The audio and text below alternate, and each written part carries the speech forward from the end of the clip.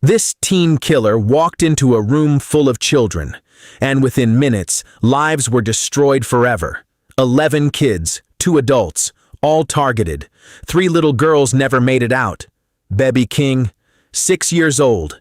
Elsie Stancomb, 7. Alice da Silva Aguiar, 9. They were in a dance studio in Southport, England.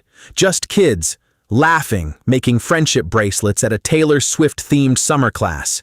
It was supposed to be one of the happiest days of their lives. Then the door opened. No warning, no shouting, no chance to run. He chose his first victim. And everything changed. 3 families would never see their daughters again. So who was this teen killer? And why would anyone walk into a room full of children with the intent to destroy lives? Stay with me, because this story only gets more disturbing from here. During this sentence hearing, Axel Rudakubana was determined to disrupt the proceedings so that he would not have to face the victims of his crimes and justice.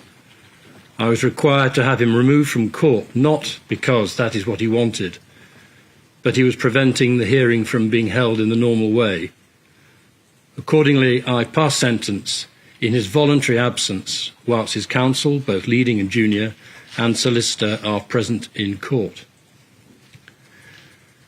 On the 29th of July last year, Rudakubana left home and travelled by taxi to the Hart Space in Hart Street, Southport, armed with a large kitchen knife, which he had bought on the internet on the 13th of July, 16 days earlier. Axel Rudakubana was 17 years old when he carried out that attack. Born in Cardiff, Wales to Rwandan parents, he was a quiet kid, not the type anyone would flag on the street. But quiet doesn't mean harmless. And in Rudakubana's case, quiet meant something far more dangerous. It meant he was thinking, planning, watching. When police searched his home after the attack, what they found told the full story of who this young man really was. His computer was loaded with research on mass killings, genocide, and extreme violence. He had an Al-Qaeda training manual in his possession. He had been producing ricin, one of the deadliest poisons known to man, right there at home. And sitting in his room was a second knife, brand new, identical to the one he carried into that dance studio. Rudakubana had been building toward that day for a long time, collecting weapons, studying violence, and waiting for the right moment. The girls at the Hart Space dance studio had no idea they were in the crosshairs of someone who had already made up his mind. On the morning of July 29th, 2024, Axel Rudakubana stood at a bus stop in Southport with a knife and a plan. He paced back and forth, phone in hand, calling for a taxi. When the cab pulled up and he climbed in, he said nothing. Not a word for the entire 5-minute ride. No small talk, no nervous energy, just silence. He only opened his mouth once, right at the end of the journey, to confirm he was at the right address. That was it. And when the taxi pulled up and the driver expected payment, Rudakubana walked away without paying a single penny. No explanation. Just flat-out arrogance, like the rules didn't apply to him. The taxi's dashcam caught what happened next.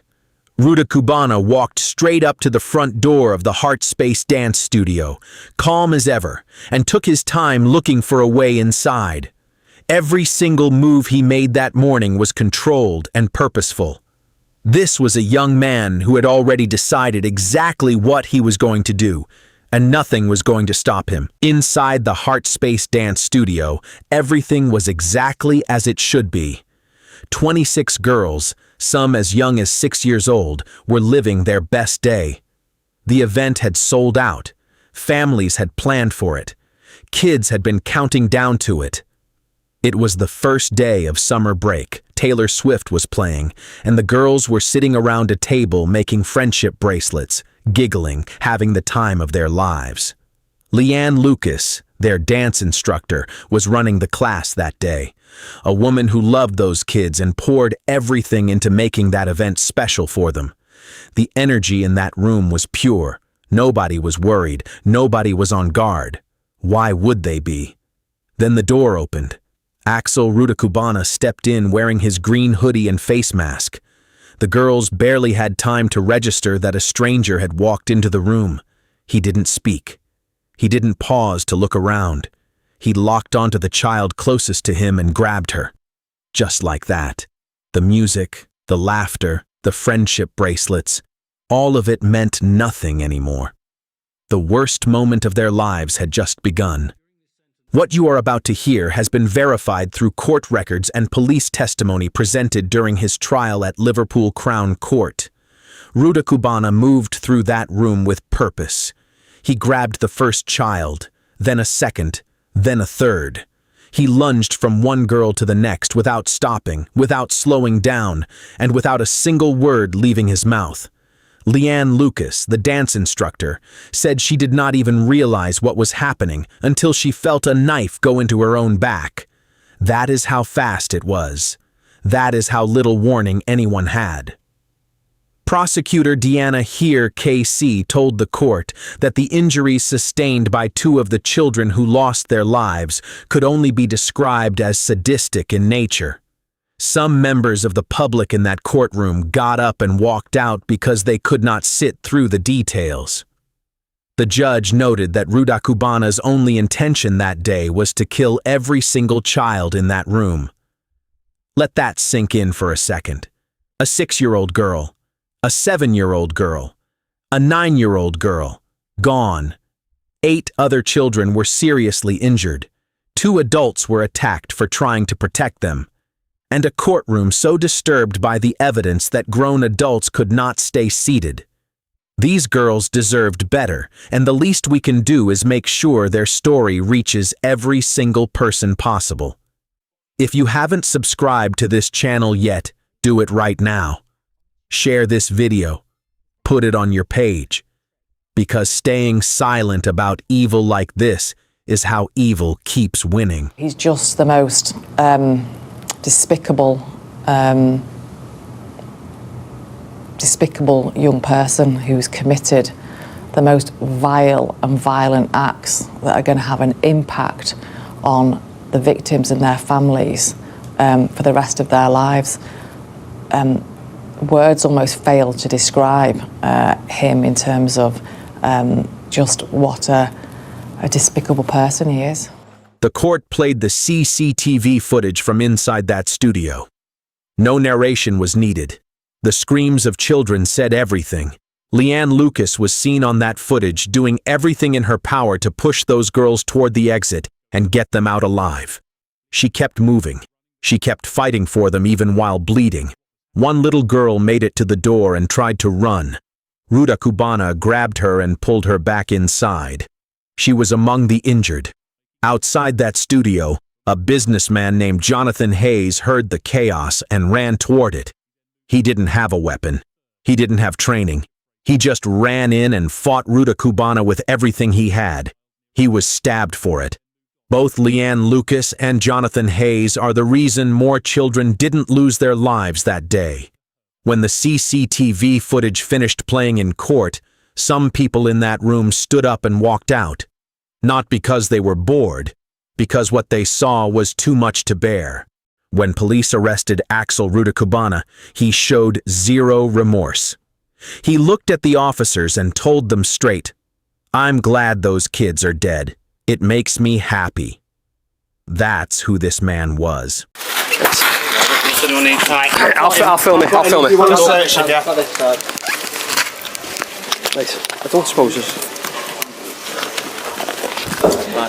Yeah, Pete. Just double lock it, mate. Ready? I can get in the back with him if you want. Just double belt braces. When his day in court finally came, Rudakubana decided to put on a show. He started shouting that he was ill and needed to see a paramedic. This while the families of Baby, Elsie, and Alice sat just feet away in that same courtroom, holding themselves together. The judge had heard enough and ordered him removed. Then came the charges. 16 in total, covering 3 counts of murder, 10 counts of attempted murder, knife possession, ricin production, and a terror-related offense. He pleaded not guilty to all of it. This is my sentence for Axel Rudakubana. During this sentence hearing, Axel Rudakubana was determined to disrupt the proceedings so that he would not have to face the victims of his crimes and justice. I was required to have him removed from court, not because that is what he wanted, but he was preventing the hearing from being held in the normal way. I am sure that Rudakubana had a settled and determined intention to carry out these offences, and that had he been able to, he would have killed each and every child, all 26 of them, as well as any adults who got in his way. I'm now going to sentence Axel Rudakubana, having explained my reasons. On counts 1 to 3 murder, I sentence him to custody for life, with a minimum term which he must serve in custody of 52 years, less the time he's served already. He's been in custody for 175 days on remand, which will be credited. Therefore, the minimum term is 51 years and 190 days. On counts 4 to 11, I sentence him concurrently to custody for life, with a minimum term of 18 years, less 175 days served, on each count concurrently with each other. Allowing for his time served on remand, the minimum term on those counts is 17 years and 190 days. On counts 12 and 13, I sentence him concurrently to custody for life with a minimum term of 16 years, less his time served on remand, on each count concurrently with each other, leading to a minimum term on those counts of 15 years and 190 days. On counts 14 and 16, I sentence him to 18 months custody concurrently with each other and all other offences. He will pay the appropriate amount under 18 statutory charge, which will be entered on the court record. Accordingly, in total, I sentence Rudakubana to 13 sentences of custody for life and a minimum term to be served in custody of 51 days and 190 days. It is highly likely that he will never be released. Then, the night before his trial was set to begin on January 20th, 2025, he flipped and pleaded guilty across the board. Every single charge.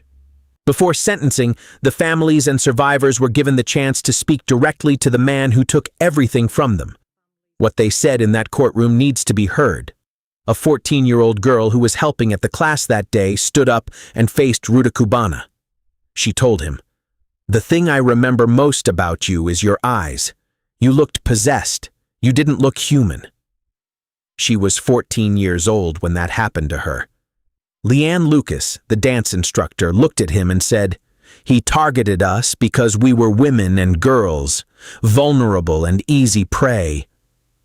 She also told the court she could not give herself compassion or accept praise, because how could she live knowing she survived when children died? That one sentence alone tells you everything about the trauma that woman carries every single day. I cannot give myself compassion or accept praise, as how can I live knowing I survived when children died? The trauma of being both a victim and a witness has been horrendous. The impact this has had on me can be summed up by one word: trauma. He targeted us because we were women and girls, vulnerable and easy prey. And Elsie Stancombe's mother looked at Rudakubana and said, "You deliberately chose that place, fully aware there would be no parents present. What you did was not only cruel and pure evil, it was the act of a coward." You deliberately chose that place, fully aware that there would be no parents present, fully aware that girls were vulnerable and unable to protect themselves. We were robbed of the opportunity to protect our girls. What you did was not only cruel and pure evil, it was the act of a coward. Alice was always a very kind girl who valued equality and fairness at the core.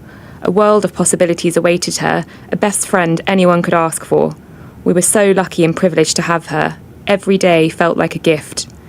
In a matter of minutes, our worlds were shattered and turned upside down by the devastating attack on our Alice, a pin drop that changed our lives forever. We kept our hopes up every second during Alice's 14-hour fight, but once she had lost her fight, we lost our lives. On January 23, 2025, Judge Julian Goose looked at Axel Rudakubana and handed down one of the longest minimum sentences in British legal history: life imprisonment, a minimum of 52 years behind bars. He will not be eligible for parole until 2077. The judge made his position crystal clear. It is highly unlikely Rudakubana will ever walk free again. Judge Goose told the court that, whatever his motivation, his actions caused such shock and disgust to the entire nation that they must be viewed as sitting at the very extreme level of crime. He said Rudakubana's culpability was equivalent in seriousness to terrorist murders. The harm he caused and the harm he intended were both at the absolute highest level. Accordingly, in total, I sentence Rudakubana to 13 sentences of custody for life and a minimum term to be served in custody of 51 days and 190 days. It is highly likely that he will never be released. Here is what this story leaves us with. Evil does not always look the way we expect it to. It does not always announce itself. Sometimes it books a taxi, walks through an unlocked door, and targets the most innocent people in the room, children who just wanted to dance. The lesson here is simple but urgent. Pay attention to the people around you. Take threats seriously. Speak up when something feels wrong. Because Bebe King, Elsie Stancombe, and Alice da Silva Aguiar deserved a world that paid closer attention.